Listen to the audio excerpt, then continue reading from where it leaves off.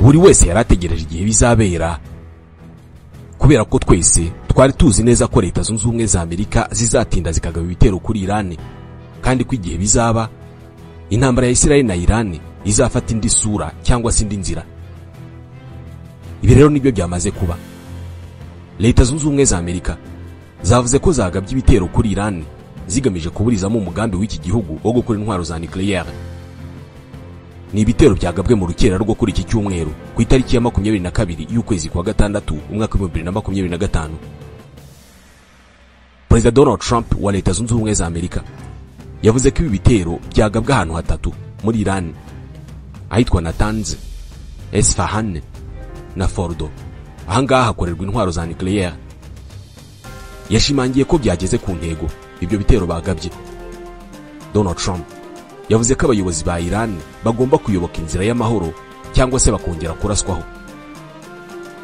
Ibi ni ibitero bishimangira ko Amerika yinjiye muri iyi ntambara ku mugaragaro ndetse yiyunze kuri Israel mu ntambara imaze iminsi hagati ya Iran na Israel.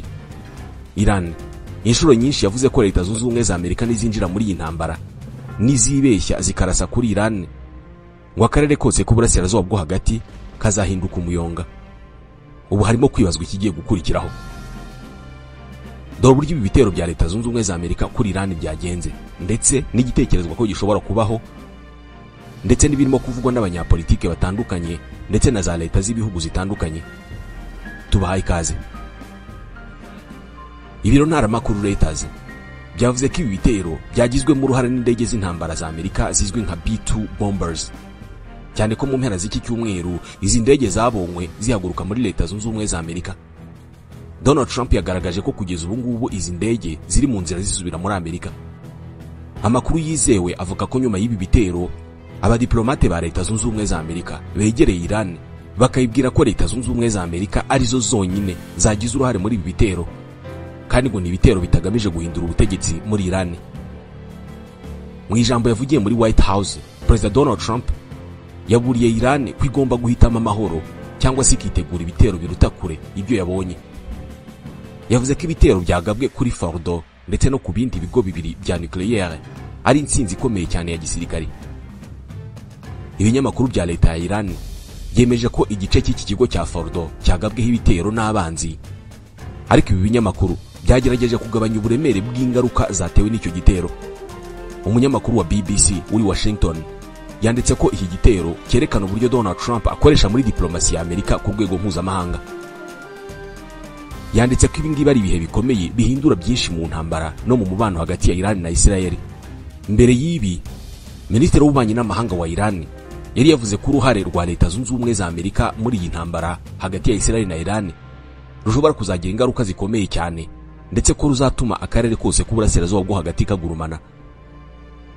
Ibiro bya White House byashyize hanze amafoto ya Donald Trump ari mu cyumba kibanga gitangirwamo amabwiriza ya gisirikare n'umutekano, kikanakorerwamo inama zikomeye z'umutekano. Aha ni naho ari imbonesha kure Perezida wa Amerika akoresha akurikirana ibikorwa bya gisirikare Amerika ikora ku rwego mpuzamahanga. Ni icyumba bita Situation Room. Amafoto yaturutse muri White House agaragaza Donald Trump n'abandi bayobozi ba Amerika bari muri Situation Room mu gihe ibitero byagabwaga kuri Iran byarimo biba. Bivuze ko Perezida Donald Trump yakurikiye uburyo indege z'intambara za Amerika zarasaga ibikorwa remezo bya Iran bitunganyirizwamo nucleaire. Izina rya Donald Trump ryanditse mu mateka mu nyuguti za zahabu, niko Minisitiri w'Ububanyi n'Amahanga wa Israel yavuze. Uyu Minisitiri w'Ububanyi n'Amahanga wa Israel yitwa Gideon Sar. Yavuze ko Donald Trump yanditse izina rye mu mateka mu nyuguti za zahabu kubera icyemezo cye cy'ubutwari cyo kugaba ibitero kuri Iran, nkuko bisobanurwa mu butumwa bwe yashyize ku rubuga rwa X. Yakomeje avuga ko Minisitiri w'Intebe wa Israel Benjamin Netanyahu ariwe wayoboye iki gikorwa cy'amateka. Umutwe wa Hamas wahise wita ibi bitero bya Amerika kuri Iran ubugizi bwa nabi bweruye. Mu itangazo yasohoye, Hamas yavuze ko ibi bitero ari ukwica ku mugaragaro amategeko mpuzamahanga ndetse no gushyira mu kaga amahoro n'umutekano mpuzamahanga. Hamas yagabye igitero gikomeye kuri Israel ku itariki ya 7 y'ukwa 10 mu 2023 gihitana abantu bagera ku 1200. Igisirikare cya Israel cyahise gitangiza ibitero bikomeye i Gaza, ibitero bimaze guhitana ibihumbi n'ibihumbi by'abanyapalestine. Hamas niryo tsinda ryitwaje intwaro rishingiye ku banyapalestine ndetse n'ishyaka rya politike rifatwa nk'umutwe w'iterabwoba n'ibihugu byinshi birimo Leta Zunze Ubumwe za Amerika, Ubwongereza na Israel. Harimo gukomeza kumvikana ibitekerezo bitandukanye muri politike yo muri Amerika kuri iki cyemezo cya Donald Trump cyo kugaba ibitero kuri Iran. Senateur Mitch McConnell wo mu ishyaka ry'abarepublican yashimye Donald Trump kubera icyemezo gikomeye yafashe cyo gukumira Iran ngo itagira intwaro za kirimbuzi. Ati kubyaza umusaruro aya mahirwe ntabwo ari intambwe ijya mu ntambara, ahubwo ni igisubizo cyiza ku bashaka intambara bo muri Tehran. Ati Iran yaba iri mu bujiji bukabije iramutse ishatse gusobanura nabi ubushake bwa Amerika. Mark Warner ni vice perezida w'akanama k'ubutasi muri Sena ya Amerika, akomoka mu ishyaka ry'abademokrate. We yavuze ko icyemezo cya Donald Trump gishobora gusiga Amerika iri mu yindi ntambara idafite iherezo, ishobora gutwara ubuzima bw'abanyamerika n'umutungo mu gihe cy'imyaka myinshi iri imbere. Uyu mudemokrate yasabye kandi ko Donald Trump azitaba Kongre agasobanura intego n'imigambi ye kugira ngo hatagira uburyo Amerika yisanga mu ntambara itari ngombwa kandi yashoboraga kwirindwa. Bluff ni ijambo rikomeje gusubirwamo kenshi kuri televiziyo ya leta ya Iran. Ni ijambo risobanura ikinyoma cyangwa ububeshyi. Niko ibinyamakuru byo muri Iran birimo gufata iki gitero. Baravuga ko kirimo gukabirizwa. Umwe mu banyamakuru bakomeye kuri televiziyo ya leta ya Iran yavuze ko Donald Trump yabeshye igihe avuga ko basenye ikigo cya Fordo. Yongeraho ko imihanda ibiri yinjira muri Fordo ariyo yonyine yangiritse. Ibinyamakuru bya leta ya Iran byatangiye gukura uburemere kuri ibi bitero hakiri kare cyane, bivuga ko ari amakuru ataremezwa.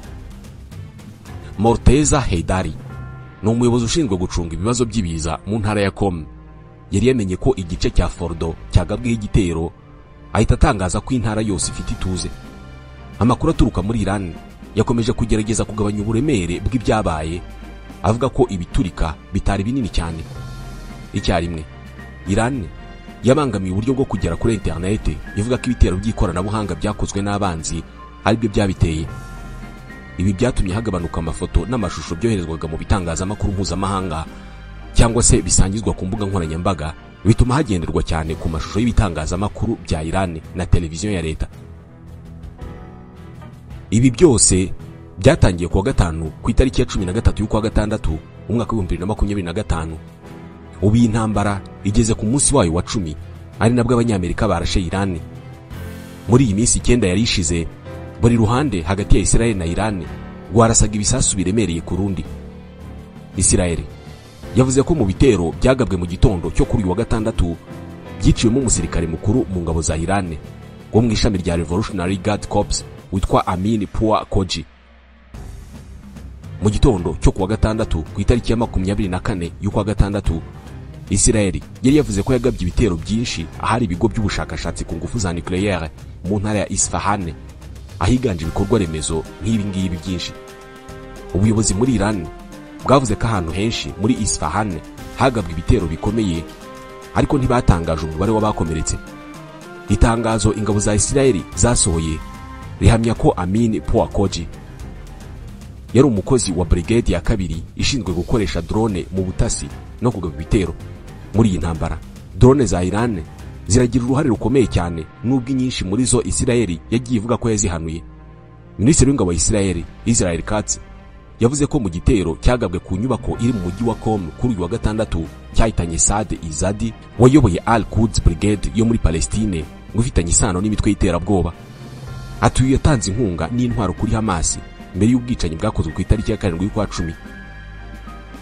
Urupfu rwa Izadi ni intambwe ikomeye itewe ku butasi n'ingabo zirwanira mu kirere. Ati ni ubutabera kubishwe n'abashimuswe. Ukuboko kwa Israel kuzagera ku banzi bayo bose. Nanone kandi kuri uyu wa gatandatu hari abantu benshi bari baguye mu bitero Israel yagabye mu mujyi witwa Koramabad.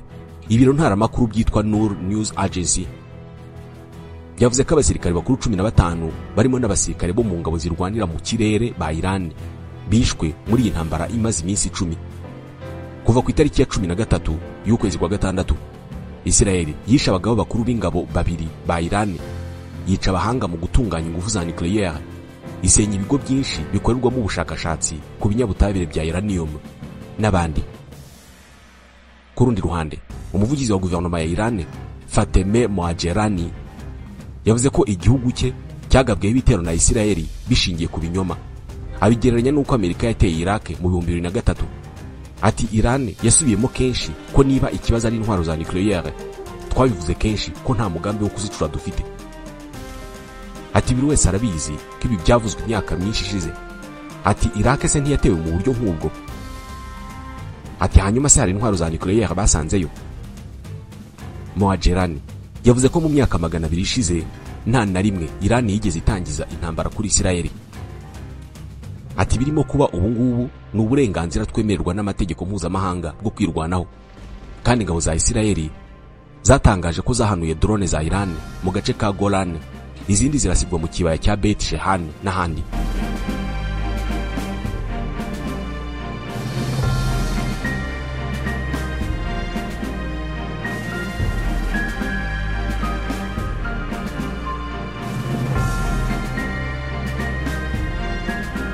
Perezida w'Uburusiya Vladimir Putin yavuze ko ibitero Isiraheli yagabye kuri Iran bitagamije guhagarika umugambi w'intwaro za nucleaire.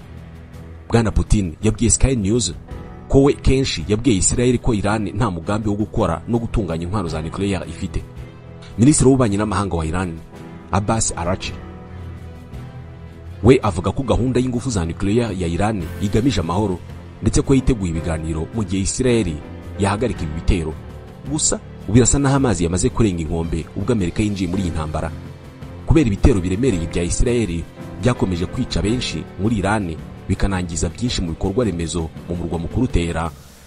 Iran yahungishije ibikoresho byerekeye ingufu za nucleaire, ingufu mu bya gisirikari n'ikigo gikora ubushakashatsi ku ntambara ISW hamwe n'umushinga wiswe Critical Threat Project cyangwa CTP.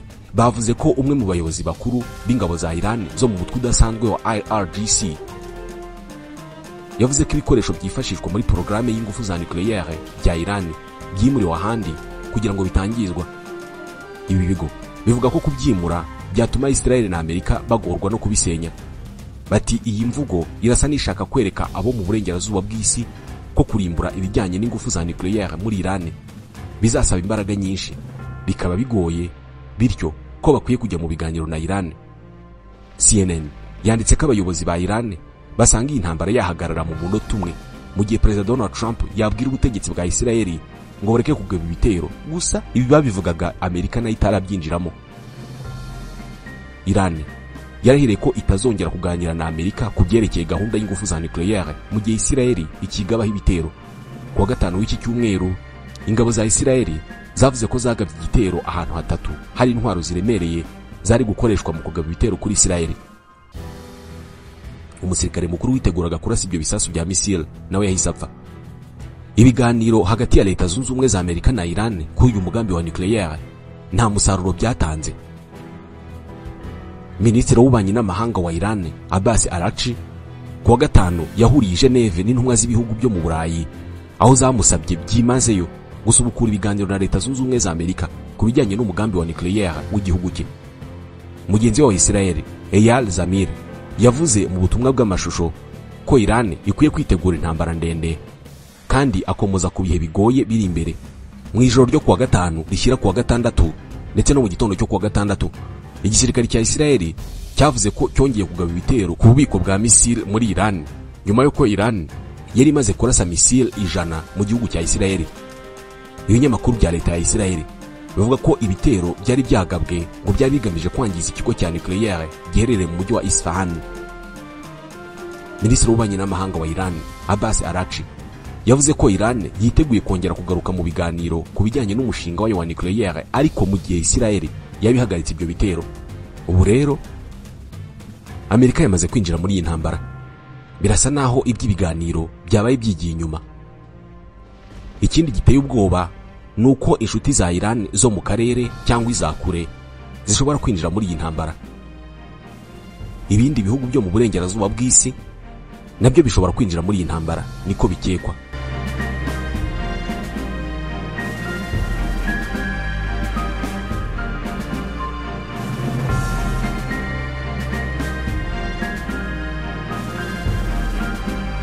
Nyuma yo gutangaza ko ibitero Amerika yagabye ku bigo bya nucleaire bya Iran biri Fordo Natanz na Isfahan byagenze neza cyane. Perezida wa Leta Zunze Ubumwe za Amerika Donald Trump yagejeje ijambo ku baturage b'igihugu cye. Ni ijambo ryibanze ku kugaragaza ko ibyo bigo byose ngo byasenyutse burundu, gushimira ingabo za Leta Zunze Ubumwe za Amerika by'umwihariko abapilote b'indege babashije kurasa kuri ibyo bigo, ariko hazamo no kuburira Iran ko nigerageza na rimwe kwihorera ikagira inyungu ya Leta Zunze Ubumwe za Amerika ikoraho n'imwe, ngo ibitero bizakurikiraho bizaba ari bibi cyane. Tugiye kubagezaho iri jambo ryose rya Donald Trump ko ryakabaye, ariko kandi turabagezaho n'ijambo rya Minisitiri w'Intebe wa Leta ya Israel Bwana Benjamin Netanyahu washimiye cyane Donald Trump na Leta Zunze Ubumwe za Amerika muri rusange. Turanavuga ku ndege z'intambara zakoreshejwe mu kugaba ibi bitero, tuvuge ku kigo gitunganya nucleaire cya Fordo cyarashweho, ndetse n'uburyo Iran ishobora kwihorera. Iramutse ifashe icyemezo cyo kwihorera yarasa he? Yabikora ryari? Yabikora ite? Akikijwe ku ruhande rumwe na Vice President J.D. Vance, Minisitiri w'Ingabo Pete Hegseth ndetse na Minisitiri w'Ububanyi n'Amahanga Marco Rubio, dore ijambo ryose Donald Trump yagejeje ku banyamerika nyuma y'ibitero Amerika yagabye kuri Iran, ibitero bishobora kuba bigiye no gukaza intambara imaze iminsi 10 ishyamiranyije Israel na Iran. Dore iri jambo ryose uko ryakabaye. Hashize akanya gato ingabo za Leta Zunze Ubumwe za Amerika zigabye ibitero bikomeye kandi byatekerejweho ku bigo bitatu by'ingenzi bya nucleaire by'ubutegetsi bwa Iran: Fordo, Natanz na Isfahan. Aya mazina twarayumvaga imyaka myinshi ubwo bubakaga ibikorwa biteye ubwoba bigamije kwangiza isi. Intego yacu yari ugusenya ubushobozi bwa Iran bwo gutunganya uranium no guhagarika icyago cya nucleaire gituruka ku gihugu cya mbere ku isi gishyigikira iterabwoba. Muri iri joro nshoboye gutangariza isi yose ko ibyo bitero byagezweho mu buryo buhebuje mu bya gisirikari. Ibigo nyamukuru Iran yakoreragamo ibikorwa bya nucleaire byashenywe burundu, nta na kimwe gisigaye. Iran, inyamaswa imaze imyaka ihohotera ibihugu byo mu burasirazuba bwo hagati, ubu noneho igomba kwemera amahoro. Nibatabikora, ibitero bizakurikiraho bizaba bikomeye kurushaho, kandi tuzabikora bitworoheye cyane. Mu myaka 40 ishize, Iran yagiye ivuga iti urupfu ku banyamerika, urupfu kuri Israel. Bagiye bica abaturage bacu, babaca amaboko, babaca amaguru, bakoresheje ibisasu bashyiraga ku mihanda. Ibyo nibyo bazobereyemo. Twatakaje abantu barenga 1000, abandi ibihumbi n'ibihumbi mu burasirazuba bwo hagati barapfa bazize urwango rwa Iran. By'umwihariko benshi bishwe n'umugaba mukuru wa Iran Qasem Soleimani. Nafashe icyemezo kera ko ntazemera ko ibyo bikomeza kubaho. Ibi ntabwo bizakomeza. Ndashaka gushimira Minisitiri w'Intebe Bibi Netanyahu. Twakoranye nk'itsinda mu buryo nta rindi tsinda ryigeze rikorana neza nkatwe mbere, kandi twateye intambwe ikomeye mu gusiba iki cyago gikomeye cyari gihangayikishije Israel. Ndashimira igisirikare cya Israel ku kazi keza bakoze, ariko cyane cyane ndashimira abaturage ba Amerika b'intwari banyarutse mu gutwara izo ndege zitangaje muri iri joro, hamwe n'ingabo zose za Leta Zunze Ubumwe za Amerika ku gikorwa cy'indashyikirwa isi itari yarigeze ibona mu myaka myinshi ishize. Nizeye ko tutazongera kubakenera muri ubu buryo, nibyo nifuza.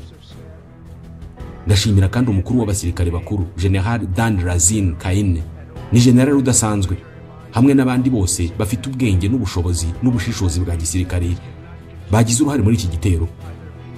Ariko nubwo ibi byose bibaye, ndabisubiramo, ibi ntibishobora gukomeza. Hazabaho amahoro cyangwa se ibyago bikomeye kuri Iran kurusha ibyo twabonye mu minsi 8 ishize. Mwibuke ko hari ibindi bigo byinshi bikeneye kugabwaho ibitero. Ibyo twagabye mu ijoro nibyo byari bigoye cyane kandi bishobora gutera ingaruka zikomeye. Ariko nibaramuka banza amahoro, tuzakurikizaho ibindi dukoresheje ubwitonzi, umuvuduko n'ubuhanga. Byinshi muri ibyo bigo bishobora gusenywa mu minota mike cyane. Nta gisirikare na kimwe ku isi cyari gushobora ibyo twakoze mu ijoro. Nta n'igihe higeze habaho igisirikare gishoboye gukora nk'ibyo twakoze mu kanya gato gashize. Ejo mu gitondo General Kaine hamwe na Minisitiri w'Ingabo Pete Hegseth bazagira ikiganiro n'abanyamakuru saa 2 za mu gitondo ku cyicaro cya gisirikare cya Pentagon. Ndashimira buri wese, ariko cyane cyane ndashimira Imana. Ndashaka kuvuga gusa nti turagukunda Mana. kandi dukunda igisirikare cyacu gikomeye. Mana kirinde. Imana ihumugisha uburasirazuba bwo hagati, Imana ihumugisha Isirayeli, kandi Imana ihumugisha Leta Zunze Ubumwe za Amerika. Thank you. Nyuma gato kandi y'ibitero Leta Zunze Ubumwe za Amerika zagabye kuri Iran, Minisitiri w'Intebe wa Isirayeli Benjamin Netanyahu nawe yahise ajya imbere ya kamera ashimira cyane Perezida Donald Trump ku bw'icyo gikorwa yakoze cyo kubabaza cyane Iran. Dore uko yabivuze: turagushimiye cyane Perezida Trump, icyemezo cyawe cy'indashyikirwa cyo kugaba ibitero ku bigo bya nucleaire bya Iran ukoresheje imbaraga z'igitangaza kandi z'ubutabera za Leta Zunze Ubumwe za Amerika kizahindura amateka. Mu gikorwa cyitwa Operation Rising Lion, Isirayeli yakoze ibintu bitangaje. Ariko muri iki gikorwa cyo muri iri joro cyo kugaba ibitero kuri Iran, Amerika yakoze ibidasanzwe. Yakoze ibirenze ubushobozi bw'ikindi gihugu cyose ku isi. Nta kindi gihugu cyari kubishobora. Amateka azandika ko Perezida Trump yafashe icyemezo cyo gukumira ubutegetsi bubi kurusha ubundi bwose ku isi ngo butagira intwaro za kirimbuzi n'ubumara bukabije. Ubuyobozi bwa Trump muri iki gihe cy'ingenzi bushobora kuzana impinduka mu mateka, impinduka zishobora guhindura uburasirazuba bwo hagati n'isi yose bikerekeza ku hazaza h'amahoro n'uburumbuke. Jye na Perezida Trump twakunze kuvuga tutamahoro aboneka binyuze mu mbaraga. Ubwa mbere haza imbaraga, hanyuma hagakurikiraho amahoro. Muri iri joro ibyo Perezida Trump hamwe na Leta Zunze Ubumwe za Amerika bakoze biragaragaza imbaraga nyinshi. Perezida Trump, ndagushimiye. Abaturage ba Isirayeli baragushimira. Imana ihumugisha Amerika, Imana ihumugisha Isirayeli, kandi Imana ihumugisha umubano udacogora n'ukwemera kudashobora kwangirika dufitanye. Ni iki mu by'ukuri tuzi kuri iki gitero kugeza ubu? Dore ibyo Amerika yagabyeho ibitero muri Iran. Hari ikigo gikorerwamo ubushakashatsi bwa nucleaire cya Fordo. Iki ni ikigo gitunganyirizwamo uranium kiri mu buvumo munsi y'imisozi mu gace ka Qom. Bivugwa ko cyubatse mu kuzimu muri metero 90 munsi y'ubutaka. Ni ahantu hihishe cyane kandi hafatwa nk'ingenzi cyane mu mishinga ya Iran yo gukora intwaro za kirimbuzi. Kugeza ubu ntabwo haramenyekana uburemere bw'ingaruka zatewe n'ibitero kuri iki kigo. Ikindi kigo cyarashweho ni icya Natanz. Nacyo ni ikigo cya nucleaire kimaze igihe kinini kizwi kandi cyamaze igihe kinini cyugarijwe n'amagambo y'uko gishobora kugabwaho igitero. Ni kimwe mu bigo bikomeye Iran yifashisha mu gutunganya uranium. Ikigo cya gatatu cyagabweho ibitero na Amerika ni icya Isfahan. Ahangaha naho harimo ibikorwa by'ikoranabuhanga bijyanye na nucleaire. Ni kimwe mu bigo bikorwamo ubushakashatsi, hagashongesherezwa bimwe mu bikoresho, hakanakorerwa ibindi bikorwa mu mushinga wa nucleaire wa Iran. Ni izihe ntwaro Amerika yakoresheje rero? Birakekwa ko Leta Zunze Ubumwe za Amerika zakoresheje ibisasu bya GBU-57 bunker buster bizwiho kuba bishobora kugera ku bikorwa biri mu buvumo cyangwa se munsi y'imisozi miremire. Ibi bisasu bipima hafi ibiro 13,000, ubwo ni toni 13, kandi bikoreshwa gusa na B2 Spirit, indege y'intambara itagaragara kuri za radar ya gisirikare. Indege za B2 Spirit zifite ubushobozi bwo gutwara ibi bisasu bibiri icyarimwe. Nizo zonyine zishobora kubitwara no kubikoresha neza. Igisirikare kirwanira mu kirere cya Leta Zunze Ubumwe za Amerika, US Air Force, kivuga ko ibisasu bishobora kugwa bikurikirana. Icya mbere kikabomora hejuru y'ubutaka, ibikurikiyeho bigacengera kurushaho mu bujyakuzimu cyangwa se mu misozi, bikangiza ikigo cyose kiri munsi y'ubwo butaka mu buryo bwagutse. Ikigo cya Fordo kiri mu misozi y'amajyepfo ya Tehran, kikaba ikigo cyihishe cyane munsi y'ubutaka, cyihishe kurusha umuhanda munini uri munsi y'amazi uhuza Ubwongereza n'Ubufaransa. Uyu ni wo muhanda w'igitangaza basanzwe bavuga ngo uri mu kuzimu, ariko iki kigo cyihishe kurusha. Kubera ubujyakuzimu bwa Fordo, ni Leta Zunze Ubumwe za Amerika zonyine zifite igisasu kinini gishobora kugera aho icyo kigo kiri no kugisenya. Icyo gisasu cyitwa GBU-57 Massive Ordnance Penetrator, MOP, cyangwa bunker buster. Nicyo cyonyine gishobora guterwa ahantu kigacukura kikamanuka mu butaka kikangiza ibiri munsi y'ubwo butaka. Ni igisasu gipima ibiro 13,000, ni ukuvuga toni 13, kandi nk'uko abahanga babivuga gishobora gucengera muri metero 18 mu bujyakuzimu ahantu hubakishije beto, cyangwa se metero 61 z'ubujyakuzimu munsi y'ubutaka, ubundi kikabona guturika. Kubera uburyo inzira ziri mu buvumo bwa Fordo zicukuye cyane, nta gihamya cy'uko iki gisasu cyagezeyo ngo gisenye byose, ariko nicyo gisasu cyonyine gifite amahirwe yo kugeraho. Amakuru atangazwa n'ibitangazamakuru byo muri Amerika avuga ko ibisasu bya MOP byakoreshejwe muri biriya bitero. Ntibiramenyekana neza uburyo ibitero byagabwe na Leta Zunze Ubumwe za Amerika byangije ibigo bya nucleaire bya Iran, cyangwa se niba hari abantu bakomeretse cyangwa bapfuye.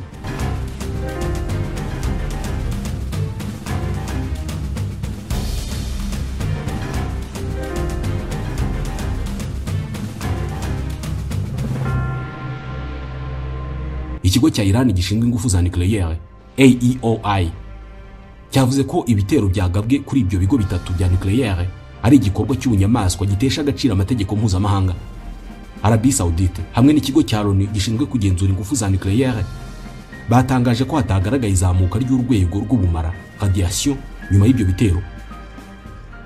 Umuyobozi wungirije ushinzwe politike mu itangazamakuru rya leta ya Iran, Hassan Abedeni, yavuze ko Iran yari yaramaze kwimura ibintu byose by'ingenzi muri ibyo bigo bitatu bya nucleaire. Mu kiganiro kuri televiziyo ya leta yavuze ko Iran itahuye n'igihombo gikomeye kubera ko ibikoresho byari byaramaze gukurwamo. Ariko mu ijambo rye ryaciye kuri televiziyo twanamaze kuvugaho mu kanya, Perezida Donald Trump yavuze ko ibigo byose byo gutunganyirizamo uranium byasenywe burundu. Nyamara ubwo yari ku murongo wa BBC News Channel, Mark Kimmett wahoze ari umunyamabanga wungirije wa Leta Zunze Ubumwe za Amerika ushinzwe imibanire ya politike n'ingabo yagize amakenga. Ati nta buryo na bumwe umuntu yavuga ko ibyo bigo byasenywe burundu. Minisitiri w'ububanyi n'amahanga wa Iran, Abbas Araghchi, yaburiye Amerika ko igitero cyayo kuri Fordo, Isfahan na Natanz kizagira ingaruka z'igihe kirekire kandi zidashira. Yongeyeho ko Iran iri mu buryo bwose bushoboka bwo kwirwanaho no kurengera ubusugire bwayo. Iran ishobora kwihorera ite? Kuva Israel yagaba igitero gitunguranye ku bigo bya nucleaire n'ibya gisirikare bya Iran ku itariki ya 13 y'ukwa gatandatu, abasesenguzi bavuga ko Iran yashegeshwe bikomeye. Ariko Iran iracyafite ubushobozi bwo gukora ibyangiza byinshi. Mbere abategetsi ba Iran bari baburiye Leta Zunze Ubumwe za Amerika ko nizigerageza kwivanga muri iyi ntambara ngo bazahura n'igihombo kidashobora kuzibagirana, ndetse bakavuga ko intambara y'akarere kose ishobora kuzahita yaduka. Nkuko Frank Gardner, umunyamakuru wa BBC ushinzwe iby'umutekano bivuga, Iran ifite amahitamo atatu yo kwihorera kuri ibi bitero yagabweho na Amerika. Amahitamo ya mbere ni ukwicecekera ntigire icyo ikora. Iran ishobora guhitamo kudasubiza kugira ngo yirinde ibindi bitero bya Amerika. Ibi byayifungurira inzira ya diplomasi nko gusubira mu biganiro na Amerika. Ariko kutagira icyo ikora byayigaragaza nk'idafite ingufu, cyane cyane nyuma yo kuburira ku ngaruka zikomeye Leta Zunze Ubumwe za Amerika zizahura nazo. Iran ishobora guhitamo kwihanganira ibi bitero aho kugira ngo isubizwe inyuma mu maso y'abaturage bayo. Amahitamo ya kabiri Iran ifite ni ukwihorera vuba kandi bikomeye. Iran iracyafite ububiko bunini bw'ibisasu bya missile yagiye ikora kandi yahishe imyaka myinshi. Ifite urutonde rw'ibirindiro birenga 20 bya Amerika mu karere k'uburasirazuba bwo hagati yafatamo kimwe ikakigira intego cyangwa se byose. Yanakoresha ibitero by'amasibo ya za drone cyangwa ubwato buto bwihuta butwara ibisasu igatera amato y'intambara y'ingabo za Amerika. Amahitamo ya gatatu Iran ifite ni ukwihorera nyuma mu gihe yihitiyemo. Iran ishobora gutegereza ibihe bikongera kuba bisanzwe maze ikagaba igitero gitunguranye igihe ibigo bya gisirikare bya Amerika bitakiteguye cyane. Ibi byayifasha kurengera isura yayo mu gihe gito kandi bikayigabanyiriza igihombo cyihuse. Leta Zunze Ubumwe za Amerika zifite ibirindiro bya gisirikare mu bihugu nibura 19 byo mu karere ka Afurika y'Amajyaruguru n'uburasirazuba bwo hagati, birimo Bahrain, Misiri, Iraq, Jordanie, Kuwait, Qatar, Arabie Saoudite ndetse na Leta Zunze Ubumwe z'Abarabu. Kimwe mu birindiro byabaye intego isanzwe ya Iran ni iki cyicaro cya Fifth Fleet y'ingabo zirwanira mu mazi US Navy giherereye i Mina Salman muri Bahrain. Iran ishobora kandi kugaba ibitero kuri koridoro z'ubwikorezi bw'amato mu nyanja, cyane cyane ahitwa Hormuz, aho inyanja y'Abarabu ihurira n'iy'Abahindi, kandi ahanyura 30% bya peteroli yose ikoreshwa ku isi. Yakongera kandi no kugaba ibitero ku yandi mayira y'amato ashobora guteza ihungabana ry'isoko mpuzamahanga. Iran yanashobora kwibasira imitungo n'ibikorwa remezo by'ibihugu bituranye nayo ibona nk'abafatanyabikorwa bakomeye ba Amerika. Ibyo bikaba byatuma intambara yisuka mu karere kose. Mu masaha yakurikiyeho nyuma y'ibisasu bya Amerika, Iran yatangije undi murongo mushya w'ibitero bya misile bigana kuri Isirayeli. Havuzwe amajwi yiturika mu mijyi ya Haifa, Tel Aviv na Yerusalemu, akikijwe ku ruhande rumwe na Vice President J.D. Vance, Minisitiri w'Intebe Pete Hegseth ndetse na Minisitiri w'Ububanyi n'Amahanga Marco Rubio. Perezida Trump yavuze mu ijambo rye ko ibitero bizakurikiraho bizaba bikomeye cyane keretse Iran niyemera inzira ya diplomasi. Ati mwibuke ko hakiri intego nyinshi zisigaye zo kurasaho. Abadepite benshi bo mu ishyaka rya Perezida Trump, ishyaka ry'abarepublicain, batangaje ko bashyigikiye icyemezo yafashe, ariko Hakeem Jeffries, umwe mu bayobozi bakuru b'ishyaka ry'abademokrate, yavuze ko Trump ashobora gushyira Amerika mu ntambara ishobora kugera ku rwego rwo gusenyuka ku burasirazuba bwo hagati. Abandi batavuga rumwe nawe bamushinje kwirengagiza inteko ishinga amategeko agakoresha ingufu ze wenyine mu gutangiza indi ntambara nshya. Senateur wigenga Bernie Sanders yavuze ko ibitero Amerika yagabye binyuranije cyane n'itegeko nshinga kubera ko perezida afite ububasha wenyine bwo gutangiza intambara ku kindi gihugu. Itegeko rigena ko inteko ishinga amategeko igizwe n'abadepite n'abasenateri batowe ari ifite ububasha bwo gutangaza intambara ku mugaragaro. Nyamara iryo tegeko rinavuga ko perezida ari we mukuru w'ingabo za Leta Zunze Ubumwe za Amerika, Commander in Chief. Ibi bivuze ko ashobora kohereza ingabo no gutangiza ibikorwa bya gisirikari atabanje gusaba uburenganzira bwo gutangiza intambara ku mugaragaro. Kugeza ubu ntawe uzi ikigiye gukorwa. Iran ishobora kwihorera, ikitaramenyekana ni igihe izabikorera.